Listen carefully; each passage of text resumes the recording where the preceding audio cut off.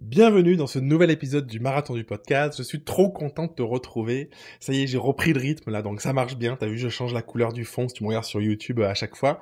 Aujourd'hui, je réponds à une question de Camille qui me demande: Jérémy, comment réussir à trouver ce qui nous démarque des autres photographes? Donc, comment réussir à trouver ce qui nous rend unique? Elle me dit: quand tu en parles, ça semble facile. Donc voilà, ça semble toujours plus facile quand on en parle, mais je ne sais pas ce qui fait que je suis spécial, entre guillemets, et pourquoi les clients devraient choisir de travailler avec moi plutôt qu'avec un ou une autre photographe. Et une autre question qu'elle me pose en complément: comment trouver sa zone de génie, comme tu l'appelles?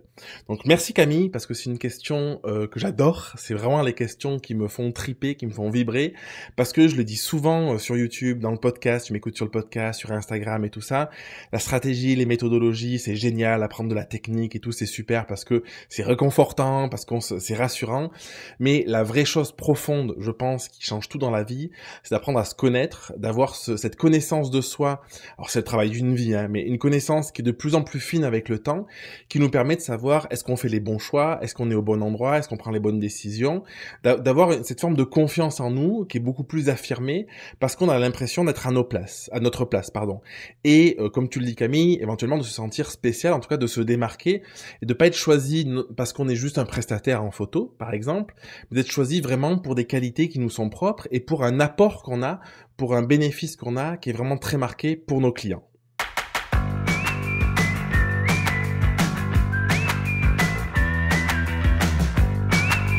Alors, pour te répondre, Camille, pour essayer de te répondre, je prétends pas dans cette vidéo, dans cet audio, si tu m'écoutes sur le podcast, répondre entièrement à cette question, mais comment te démarquer des autres photographes? Déjà, la première chose, ce serait de ne pas chercher à faire ce que font les autres et surtout de ne pas te comparer.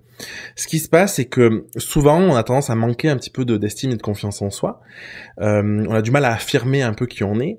Et du coup, ce qu'on va faire, c'est qu'on va regarder un peu à droite à gauche ce qui se fait, ce qui se fait pas aussi, du coup. Essayer de se caler en se disant, sur le papier, ce photographe, ça a l'air de fonctionner, donc je vais faire ce qu'il fait, et du coup, on va aller vers quelque chose qui n'est pas forcément nous. Il y a plusieurs métaphores là-dessus. Il y a le fait il y a David Laroche qui dit souvent, ne cherche pas à vivre la vie de quelqu'un d'autre, à vivre le rêve de quelqu'un d'autre. Et ça, je trouve que c'est quelque chose de puissant parce que je pense que c'est la plupart du temps ce qu'on essaye de faire, qu'on n'a pas conscience de ça, de vivre le rêve ou la vie de quelqu'un d'autre parce que ça nous pense plus sexy que la nôtre. Et puis il y a un travail introspectif à faire qui est pas toujours agréable sur le papier. Et deuxième chose, c'est ne compare pas la vitrine de quelqu'un, donc ce que tu vas voir de quelqu'un sur les réseaux sociaux, sur son site, tout ça, avec ton arrière-boutique. Et ça, c'est une métaphore, je sais pas de qui elle est, mais c'est une métaphore que j'adore. Parce que ça veut dire quoi? Ça veut dire que sur le papier, là tu peux me voir en te disant c'est génial, il y a ces vidéos, il y a ces audios, machin, il y a ci, il y a ça, il bosse de partout et tout. Mais en fait tu sais pas ce que je vis au fond de moi, tu sais pas comment ça se passe dans mon arrière-boutique, tu vois. Et t'as la vitrine, t'as accès qu'à la vitrine. Et en fait on n'a jamais accès au backstage, aux coulisses, en profondeur des personnes, parce que même s'il y a des jours où ça va pas, la personne ne va rien te montrer sur les réseaux sociaux par exemple, et t'as l'impression que dans sa vie tout va bien alors que c'est pas forcément le cas. Donc même si on veut, moi ma croyance c'est de me dire que même si on veut être authentique, on va pas, enfin moi j'ai pas envie de partager 100% de ma vie de partout tout le temps, donc déjà de base c'est faussé, c'est biaisé les informations auxquelles tu as accès. Donc ça c'est un premier élément de réponse. Deuxième chose, tu me demandes du coup Camille, comment savoir comment faire pour mettre en avant ta zone de génie et comment faire en sorte d'être spécial. Donc, c'est une question qui est profonde, qui est intéressante. Il me faudrait à peu près 12 heures pour y répondre. J'exagère, mais disons que c'est des questions qu'on travaille en profondeur dans les programmes d'accompagnement, en coaching et tout ça. Pour donner un élément de réponse précis, c'est que souvent, on va avoir cette réflexion de se dire ce qui me rend unique, ce qui me différencie, ce sont mes compétences. On va avoir ce raccourci souvent immédiat de se dire j'ai une compétence sur Lightroom, donc c'est ça qui me rend unique parce que je suis fort en retouche. Pour moi, c'est des erreurs ces trucs-là, parce que ce qui nous rend unique en tant que photographe, c'est pas la prise de vue, c'est pas le fait d'être photographe, parce que n'importe qui peut être photographe. J'ai pris l'exemple de la retouche.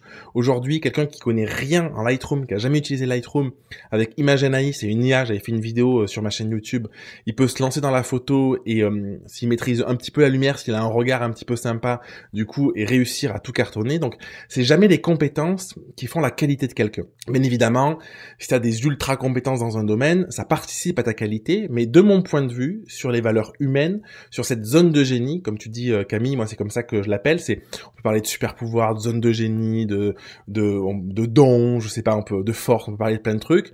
Sur ce truc-là, ce qui va faire une réelle différence, ce sont, à mon sens, jamais les compétences. Bon, du coup, tu te dis, c'est quoi qui fait la différence? Je pense que c'est non pas notre savoir-faire ou ce qu'on fait, mais c'est plutôt un savoir-être, notre manière d'être. Ça veut dire quoi? Ça veut dire que, probablement, quand t'es avec tes amis, toi qui m'écoutes, qui me regardes, tu vas peut-être être assez sensible et assez attentive ou assez attentif, et du coup tu vas comprendre que les gens ils sont pas forcément hyper bien, hyper à l'aise, des choses comme ça. Donc tu as développé, bon, je vais pas aller rentrer en détail aujourd'hui, mais par ton histoire, par tes expériences de vie, une hyper empathie, peut-être une hypersensibilité. Souvent c'est quelque chose qui est le cas, je sais pas pourquoi chez les photographes, il y a beaucoup de personnes qui sont très sensibles parce que du coup l'expérience de vie fait qu'on a développé ce truc-là. Alors souvent c'est dû à des blessures qu'on a dans l'enfance, à des traumatismes qu'on peut avoir, ou en fait ce qu'on cherche, ça fait un peu bisounours de dire ça, mais ce qu'on cherche par-dessus tout dans la vie, c'est l'amour, c'est la reconnaissance, c'est vraiment ce truc-là. Et du coup, si à un moment on manque un petit peu d'amour, on a ce doute-là, ce qu'on a toujours à un moment ou à un autre de notre vie, parce que on demande à notre père est-ce que tu veux m'aider à faire ça? J'ai pas le temps parce que je suis en train de bosser ou patati patata. Du coup, on va se dire hop, notre valeur en prend un coup et du coup on va trouver des subterfuges pour avoir de l'attention par exemple. Et tout ça va faire qu'on va développer du coup des capacités à voir des choses, à sentir des choses. Donc ça peut être ce domaine-là du côté sensibilité, ça peut être j'ai une amie qui a un goût pour l'esthétique prononcée parce qu'elle a été éduquée à voir le beau partout tout le temps, donc c'est quelque chose qui est très marqué chez elle. Donc peu importe ce que c'est, mais c'est vraiment du domaine du savoir-être, quelque chose qui est très ancré. Et donc pour moi, notre valeur, ce qui va nous différencier, au-delà des compétences, de tout ce que j'ai dit précédemment, qui ont une importance, c'est surtout notre manière d'être. Parce que si on a développé justement une sensibilité, avec nos clients en séance photo, on va savoir avant même qu'ils nous le disent s'ils sont à l'aise ou pas. Par exemple, moi je sais qu'en portrait, dans mes séances portrait, j'ai une faculté à être hyper attentif au bien-être de la personne, à sentir les choses et surtout à révéler ce que la personne elle a au fond d'elle, qu'elle est venue chercher, qu'elle n'arrive pas forcément à révéler. Et ça du coup c'est un super pouvoir parce que par le processus, par l'écosystème, par mes offres, tout ce que j'ai mis en place, j'arrive à faire en sorte que la personne, elle puisse se connaître un peu mieux en sortant. Pour d'autres personnes qui ont développé, par exemple, la faculté d'être attentif à absolument tout le moindre détail, on peut avoir ça comme un problème d'hyper-exigence sur le papier, parce qu'on est très exigeant avec soi-même et du coup avec les autres.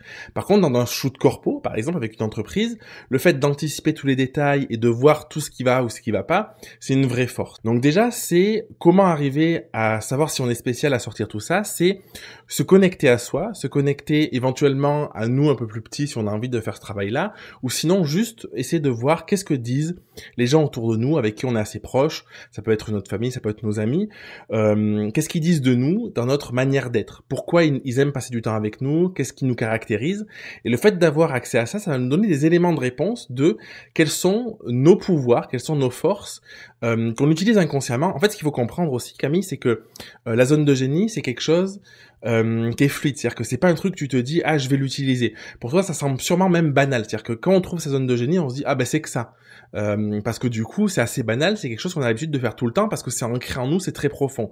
Sauf qu'en fait la réalité c'est que c'est pas quelque chose que tout le monde fait de manière générale, parce que justement comme c'est ancré en nous et que c'est quelque chose de profond, c'est facile pour nous, on arrive à l'utiliser tout le temps et de manière hyper fluide, ça ne demande pas d'énergie. Donc pour te répondre plus concrètement, essaye de mettre le doigt là-dessus. Si tu veux aller plus en profondeur, j'ai une formation sur la zone de génie complète. On va travailler la zone de génie, on va travailler la vision, on va travailler la mission aussi, parce que pour moi, les trois choses sont liées, pour comprendre vraiment qui on est, qu'est-ce qu'on a apporté au monde et comment on peut le faire, le mettre en place avec notre entreprise. Maintenant, par rapport à ce que je t'ai dit, je t'invite à regarder tes anciens clients, à leur poser la question de pourquoi vous êtes venu me voir, pourquoi vous êtes venu vers moi, de puiser aussi dans tout ce que j'ai dit sur tes amis, ton cercle amical, de pourquoi ils aiment passer du temps avec toi, et du coup pour te différencier, pour être singulière, pour être spécial comme tu le dis, c'est faire en sorte de pouvoir mettre ça en avant. C'est-à-dire que plutôt, par exemple, si je sais pas, j'ai pas ton travail en tête, mais admettons que tu fasses des photos assez classiques, Peut-être que ce qui va te différencier, c'est pas tes images, parce que l'esthétique, t'as pas un regard particulier, techniquement, tu gères la lumière, mais c'est pas mieux que n'importe qui d'autre. Donc, on pourrait avoir tendance à se dévaloriser en se disant, je suis pas assez doué, je suis pas ci, je suis pas ça, se comparant, et du coup, je suis pas spécial. Moi, je t'invite à acter ça, à te dire, ok, ça c'est mon niveau, tu peux progresser ou pas, c'est ta volonté, mais surtout mettre l'accent sur une chose qui est fondamentale, qui est quels sont mes traits de caractère profonds que je peux mettre en avant pour accompagner. Donc, quand je dis mettre en avant, c'est soit mettre en avant dans ta communication, dans les messages que tu partages, dans tout ça, donc vraiment de ce qu'on voit, ce qui est visible à l'extérieur, et aussi le mettre en avant dans tes offres. Moi, aujourd'hui, dans mes séances portraits, il y a une séance d'introspection que j'ai appelée juste avant, 1 heure, alors c'est quelques jours avant, quelques semaines avant, peu importe quand on l'a fait, pour aller justement creuser ces aspects de qui tu es, pourquoi tu es là à la séance, tout ça, parce que je sais que c'est une de mes forces de discuter avec quelqu'un, de poser les bonnes questions pour l'aider à avancer, pour l'aider à cheminer. Donc ça, c'est vraiment un exemple concret. C'est pas un truc incroyable, il y a plein de personnes qui ont une sensibilité et qui sont capables de poser les bonnes questions. Sauf que la différence, pour être spécial ou pour être un peu dans le lot, c'est à un moment faire le choix de te démarquer, non pas par rapport à tes compétences, mais de te démarquer par rapport à ta différenciation personnelle.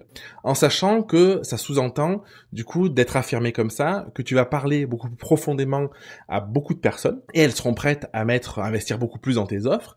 Et à l'inverse, ça veut dire que des personnes qui viennent que pour des photos, du coup, ils vont peut-être être bloqués en se disant bon bah attends, c'est un peu trop pour moi, ou je comprends pas exactement ce que c'est, ou alors on n'a pas les mêmes valeurs, ça fait peur.